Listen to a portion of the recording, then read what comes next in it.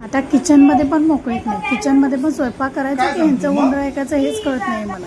भेंडी कुडायला घेतली आणि गवारी कापते, असा प्रकार असतो।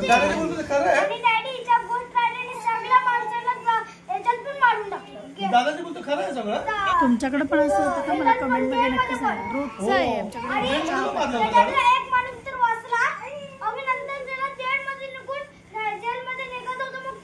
ह्या छोटूला टकलू केलंय तर ह्याने दादाच्या केसांची सगळी वाट लावायचा विचार केला।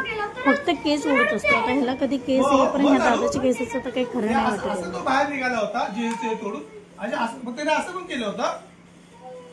आणि आपण बोलतो ना तर तसं त्याला पण बोलायचंय। आता बोलायला येत नाही आम्हाला, पण एक्सप्रेशन तुम्ही बघू शकता। असा दिवसभर गोंधळ असतो आणि त्यात माझी दिवसभर कसरत आणि संध्याकाळी असं वाटतं शांत झोपला जाईल, पण ते पण आपल्या नशिबात।